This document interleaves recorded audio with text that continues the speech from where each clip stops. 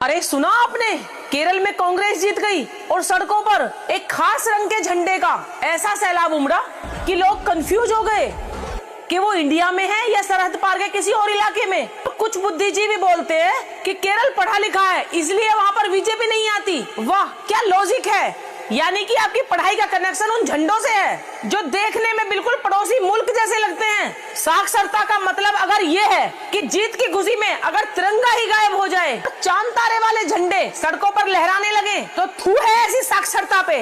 अरे ऐसी पढ़ाई लिखाई का क्या हम अचार डालेंगे जो राष्ट्रवाद की ABCD तक भूल जाए। अब जरा दूसरी तरफ देखिए, बंगाल में जब बीजेपी चुनाव जीती तो वहाँ की सड़कों का नजारा क्या था। बंगाल की सड़कों पर सिर्फ तिरंगा ही तिरंगा नजर आ रहा था। बंगाल में जश्न का मतलब भारत माता की जय था।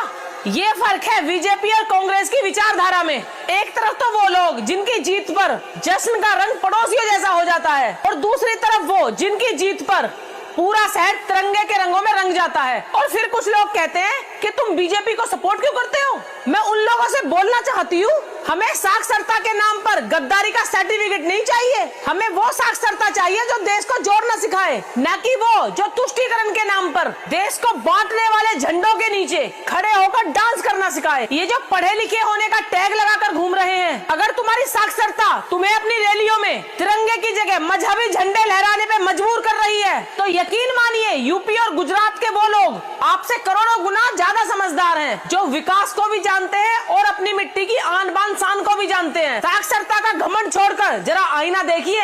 अगर जीत भारत के किसी राज्य में हुई है तो जश्न में भी भारत का तिरंगा ही दिखना चाहिए। अगर तिरंगा नहीं दिख रहा तो समझ जाइए आपकी पढ़ाई लिखाई में कुछ बड़ा झोल है।